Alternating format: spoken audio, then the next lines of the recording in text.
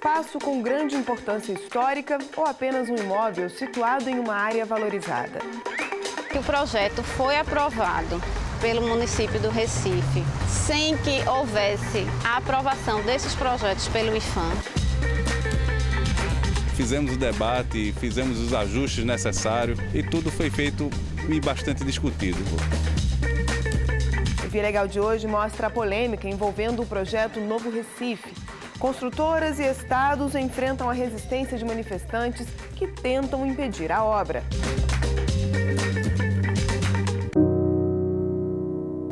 Por que comigo? Por que Deus? Por que minha mãe tomou? Por que a sociedade rejeita? A gente também fala das dificuldades enfrentadas por vítimas do remédio talidomida. Uma negligência do poder público transformou a vida de centenas de brasileiros. Porque a talidomida as pessoas nascem sem braços, sem pernas, problemas de visão, audição. Então, porque tudo depende da época de formação do feto com a quantidade de comprimidos que é tomado, né? Tem muito mais no Via Legal que começa agora.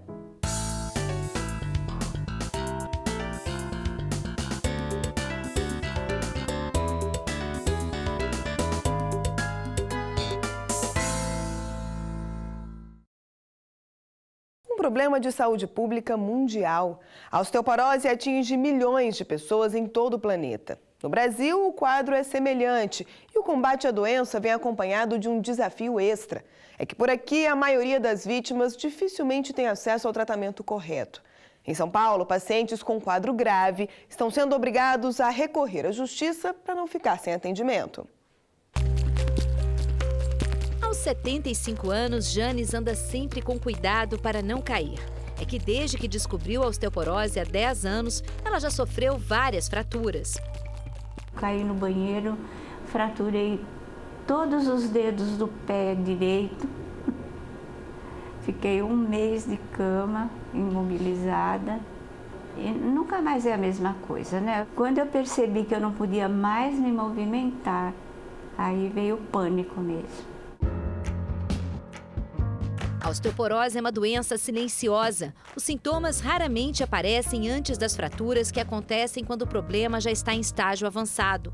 1 em cada 4 mulheres acima dos 50 anos tem a doença, que surge principalmente depois da menopausa, quando os níveis de estrogênio, o hormônio responsável pelo equilíbrio da massa óssea, diminuem. A osteoporose é uma doença em que ocorre o enfraquecimento dos ossos.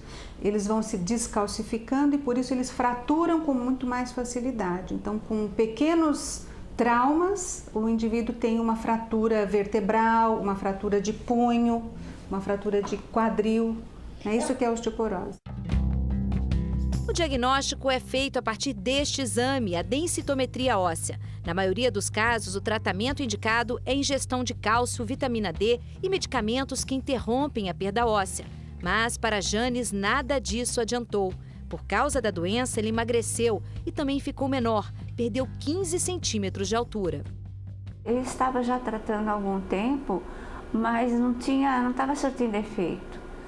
Aí, de repente, começaram as dores violentas, que eu não podia respirar. Eu cheguei a ficar com 32 quilos e perder a altura assim gradativamente. A esperança para pacientes que têm osteoporose grave está nesta injeção. O Forteu é o primeiro remédio capaz de estimular a formação óssea aprovado pela Anvisa. O problema é o preço. O kit com as injeções custa cerca de R$ 2.400 por mês. E aqui em São Paulo, o medicamento ainda não é fornecido pela rede pública. Esta médica explica que o tratamento pode durar de 18 a 24 meses e só é indicado em casos graves da doença. Aqueles indivíduos que têm uma massa óssea muito baixa e um risco de fratura muito aumentado, que já tiveram fraturas e que não responderam ao tratamento habitual. Então essa é a indicação para esse medicamento, não é para todo mundo. É o caso de Francisco, que por causa das fraturas ficou 6 meses sem andar. O aposentado teve que acionar a Justiça Federal para conseguir o medicamento. Eu me sinto realizado, porque a gente tem que procurar o direito. Se você ficar parado, o direito não vem até você. Tem que procurar os seus direitos e no lugar certo. E o aposentado não foi o único a recorrer à justiça. O Tribunal Regional Federal em São Paulo determinou que a União, o Estado e o município distribuam o medicamento Forteu a 3 pacientes que também têm osteoporose grave. A própria Constituição Federal, né, que ela garante o direito à vida, o direito à saúde, a proteção do princípio da dignidade da pessoa humana e também a proteção às pessoas idosas, né, que é também dever da família e da sociedade garantir a qualidade de vida e o bem-estar dessas pessoas. Houve uma prescrição médica para esse medicamento e houve um laudo pericial que foi elaborado por um perito da Justiça. Para Francisco, a luta valeu a pena. Ele diz que o remédio foi fundamental na recuperação. Ajudou muito. Eu mesmo estava desenganado, mas ajudou muito. E hoje o senhor está melhor, está feliz? Graças a Deus eu estou recuperado. Eu sinto 100%. Mas o melhor mesmo é prevenir. A dica é ter uma alimentação saudável e tomar um pouco de sol. Uma receita simples que deve ser seguida por toda a vida. Ingestão de cálcio adequada, suplementação de vitamina D e atividade física. É o trio que a gente sempre tem que pensar ao longo da vida.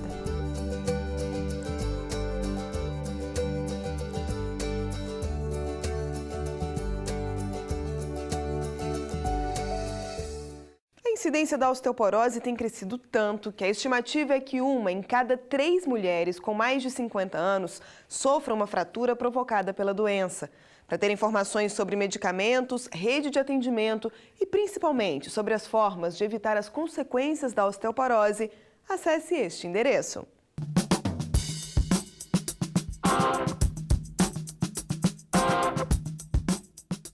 Uma negligência do Estado foi responsável por mudar o destino de centenas de brasileiros. Estou falando de vítimas da talidomida, um remédio com efeitos colaterais graves e irreversíveis. Atingidas quando ainda estavam na barriga das mães, essas pessoas carregam no corpo as marcas da omissão do poder público. Veja na reportagem de Eliane Wirtman que direitos elas possuem e por que ainda é tão difícil ter acesso aos benefícios. Alguns pais, coitados, que se desesperaram, não suportaram a carga de ver uma criança deformada. No início, é difícil de se conformar. O primeiro dia não me confirmou. Eu falei, não, ela tem de morrer, não pode viver. A talidomida chegou ao Brasil em 1958 e, assim como em outros países, o remédio passou a ser usado para diminuir enjoos durante a gestação. Talidomida, o que é a talidomida? Era uma ilustre desconhecida. 50 anos atrás, ninguém nunca tinha ouvido dizer que uma medicação interferisse numa gestação. Desenvolvida por um laboratório alemão, a talidomida foi comercializada em 146 países. Foi barrada apenas nos Estados Unidos, onde na época estudos preliminares foram considerados insuficientes para descartar a possibilidade de efeitos colaterais. E eram mesmo. Porque a talidomida as pessoas nascem sem braços, sem pernas, com problemas de visão, audição, então, porque tudo depende da época de formação do feto com a quantidade de comprimidos que é tomado, né? Mas os outros países, incluindo o Brasil, só chegaram a esta conclusão tarde demais. Na época era o remédio de moda e foi receitado. E depois é que se soube, depois de um tempo, é que se cogitou de todo mundo, que começou a ter aquele boom de pessoas nascendo com deficiência, que se atribuiu à droga. Em todo o mundo, milhares de crianças nasceram com a focomelia, o encurtamento dos braços e pernas junto ao tronco. Foi o que aconteceu com Cláudia e tantos outros brasileiros. Por que comigo? Por que Deus? Por que minha mãe tomou? Por que a sociedade rejeita? Para a maioria dessas perguntas, Cláudia sabe que nunca vai ter a resposta, mas ela foi atrás de outras. Em 1992, a moradora de São Paulo fundou a ABPST, a Associação Brasileira dos Portadores da Síndrome da Talidomida. O desafio era defender os direitos das vítimas. Na época também teve a condenação de 3 laboratórios, mas foi pago um valor ridículo para cada um, equivalente a $500 por membro, alguma coisa assim, né? Foi o acordo, porque diziam que para acertar a ciência erra. O trauma e a dor de quem nasceu com um corpo deformado por causa de um medicamento que era autorizado e vendido livremente no Brasil são irreversíveis. Mas, para minimizar o sofrimento dessas pessoas, o governo brasileiro criou, 20 anos depois do nascimento das primeiras vítimas, uma pensão vitalícia. Além disso, elas têm direito a uma indenização também garantida por lei. Os valores são calculados caso a caso e pagos pelo INSS, em função da incapacidade provocada pela síndrome da talidomida. Com isso, é atribuído um número de pontos para cada tipo de incapacidade, que varia de 0 a 2, sendo 0 quando não ausência, né, de limitação, 1 quando ela é parcial e 2 quando ela é total. A indenização parte do mesmo princípio, avaliada baseado nessa mesma perícia. Dependendo desse número, vai ser multiplicado esse número de indicadores por um valor fixo de 50 mil. E aí ele recebe uma indenização. No entanto, muitas pessoas ainda desconhecem esses direitos. Outras têm dificuldade em comprovar que as deformidades foram provocadas pelo medicamento.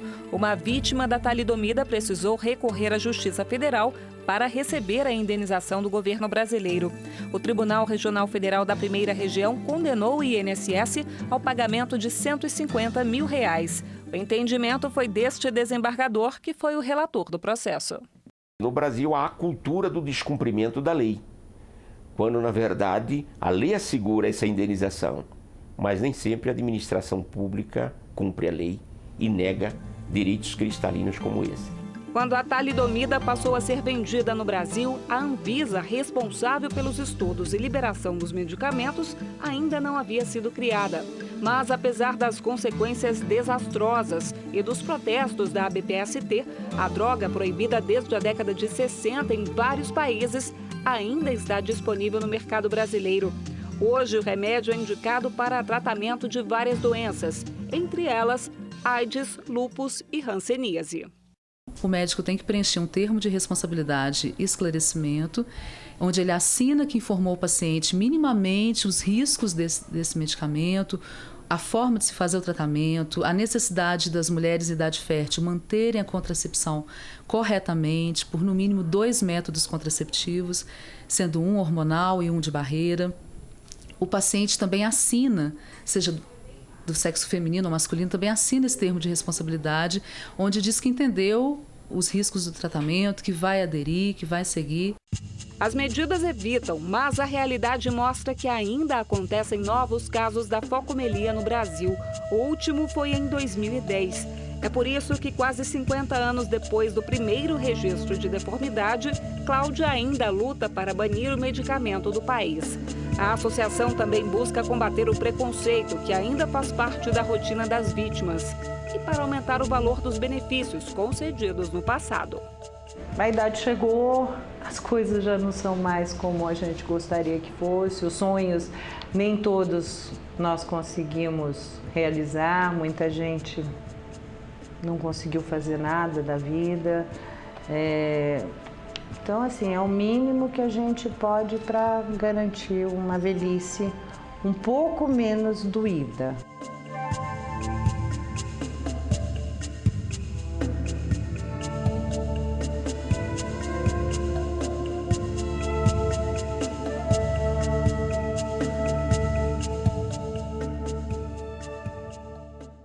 Há pelo menos 6 anos, um assunto tem sido recorrente nas ruas, nos gabinetes e nos tribunais de Recife. O projeto, que pretende construir um centro comercial em uma região histórica da cidade, enfrenta a resistência de um grupo organizado que questiona desde a venda do terreno até o propósito da iniciativa. O Via Legal acompanhou mais uma etapa dessa disputa que promete ser longa. Uma localização privilegiada entre a famosa Praia de Boa Viagem e o Recife Antigo, o centro histórico da capital pernambucana. Edificações e conjuntos arquitetônicos dos séculos 17, 18 e 19 compõem o cenário. Casarios, igrejas, pátios e ruas estreitas são uma herança do tempo em que os holandeses invadiram Recife e ocuparam a cidade por 24 anos. Aqui, ainda é possível ver traços do desenho urbano daquele período. Os galpões por onde passava a segunda linha ferroviária mais antiga do Brasil também estão de pé, mas correm um risco de desaparecer da paisagem. A área de 10 hectares pode ser ocupada por um complexo formado por 12 prédios com 40 andares cada. O projeto foi orçado em R$800 milhões e inclui ainda um estacionamento com capacidade para cerca de 5 mil veículos. Mas as construções enfrentam a resistência de muita gente. Uma polêmica que começou há 6 anos, quando o espaço da antiga rede ferroviária federal foi leiloado. Um grupo formado por 4 grandes construtoras teria desembolsado R$55 milhões pelo terreno. Era o início do projeto batizado de Novo Recife. O projeto ele respeitou desde o início toda a legislação municipal, estadual e federal, e não podia ser diferente. Fizemos o debate, fizemos os ajustes necessários e tudo foi feito e bastante discutido. O consórcio garante que o projeto está de acordo com a legislação, mas para o Ministério Público Federal, ele tem uma série de irregularidades, como a falta de estudos de impactos ambientais. Essa procuradora da República ressalta que as falhas começaram já no processo de venda do terreno. Esse leilão não poderia ter acontecido por conta da sua importância para a memória ferroviária e, de acordo com a lei, os bens da antiga Refesa, nessa situação, devem passar para a guarda e manutenção do IPHAN. O projeto do Novo Recife é discutido em 5 ações judiciais. Todas tentam barrar a execução das obras. Além do processo proposto pelo Ministério Público Federal, está em andamento uma ação civil pública elaborada pela esfera estadual do Ministério Público e outras 3 ações populares. A intenção é anular um ato administrativo do Conselho de Desenvolvimento Urbano que aprovou no fim de 2012 a construção do complexo. Uma das ações ainda pede que a União seja incluída como ré no processo aberto contra a Prefeitura de Recife, o consórcio e o IPHAN, que teria concordado com o projeto. O superintendente do órgão que cuida do patrimônio histórico e artístico do estado de Pernambuco se defende e afirma que a área havia sido liberada quando foi levada a leilão. Em 2011 foi então não valorada uma comissão que é em Brasília, uma comissão decidiu não atribuir valor cultural daquela área, liberando aquela área. Mas para o Ministério Público, a indicação técnica é sim para que o espaço seja preservado. Requisitamos na íntegra os processos do IPHAN que analisaram a situação do pátio ferroviário das 5 Pontas. Analisando esses processos, tivemos a informação de que desde 2007 o pátio das 5 Pontas foi indicado para preservação por sua importância histórica e econômica para o desenvolvimento do Recife. Mesmo diante da polêmica a respeito das licenças necessárias para a obra, o consórcio Novo Recife ligou as máquinas e começou a demolição dos galpões. A notícia causou a reação de integrantes do movimento Ocupa Estelita.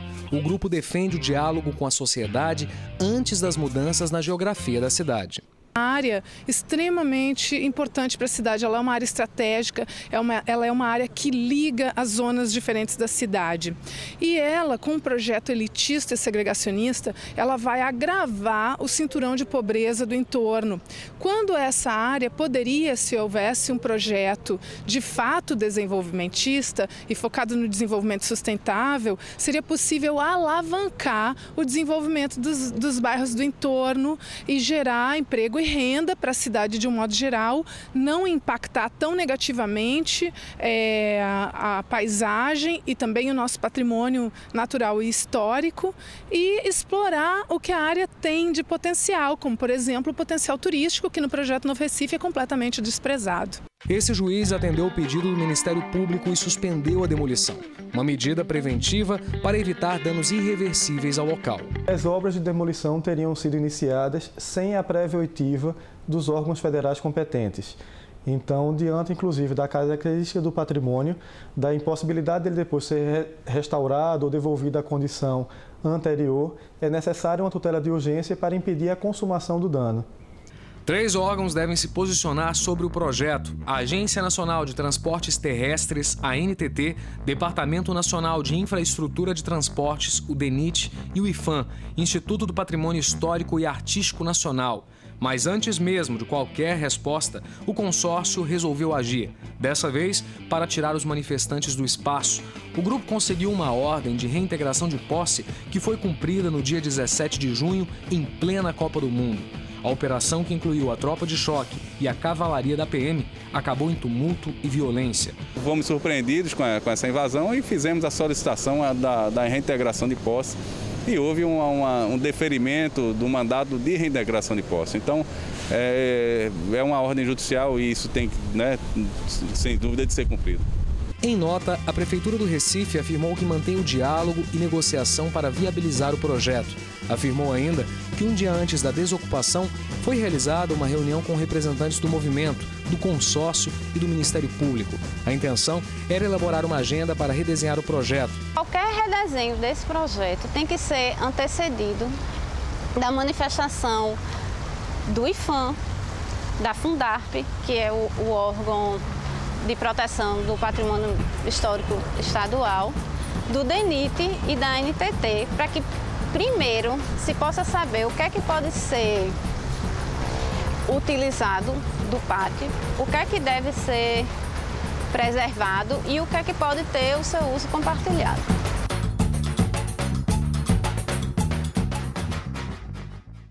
Se em Recife a solução definitiva ainda pode demorar, em Porto Alegre ela já saiu. Uma decisão diferente encerrou um impasse parecido que colocava em lados opostos a Universidade Federal e uma comunidade indígena. As duas partes envolvidas conquistaram o direito de continuar explorando o espaço.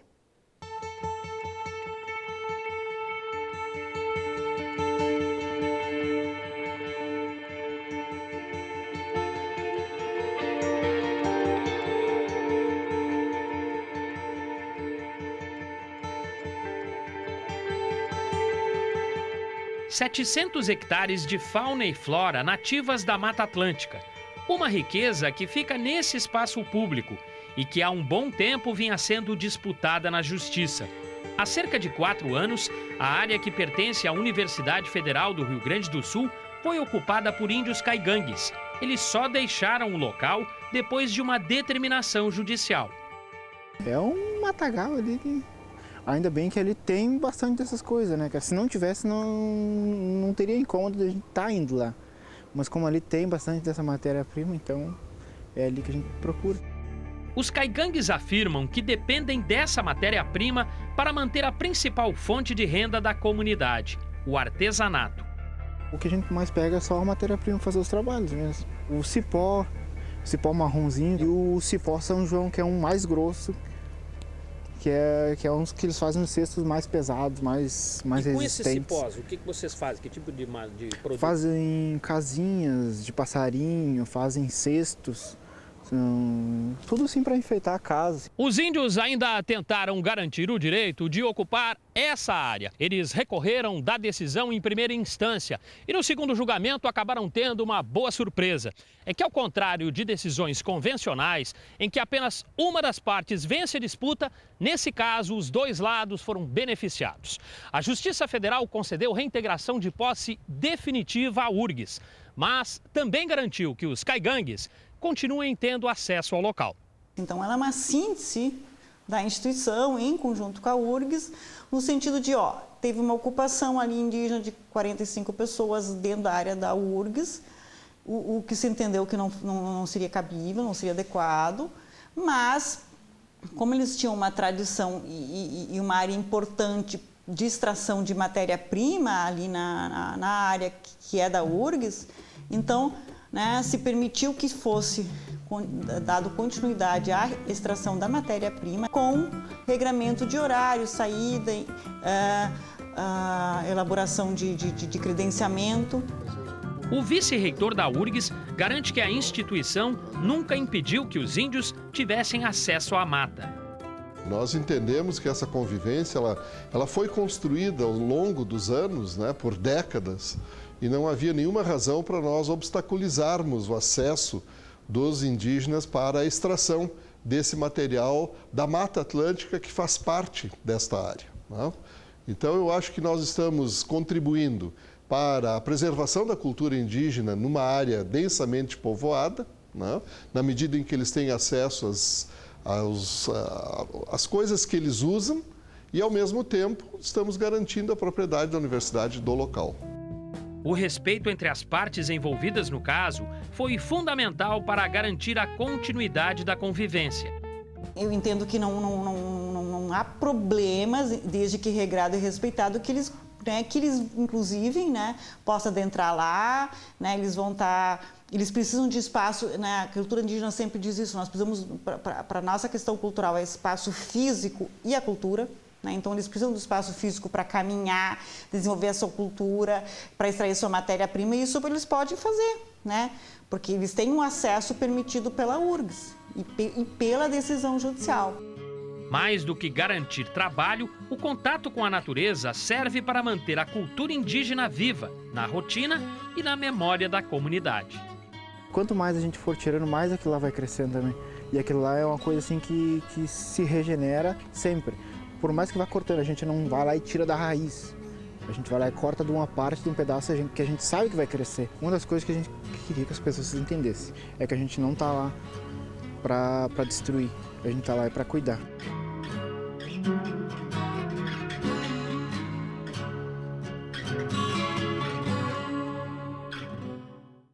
E o Via Legal está terminando. Pelos nossos canais na internet, você pode rever as reportagens que mostramos hoje e outras edições do programa.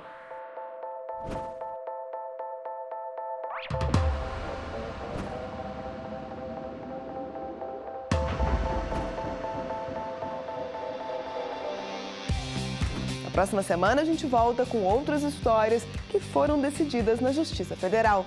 Até lá!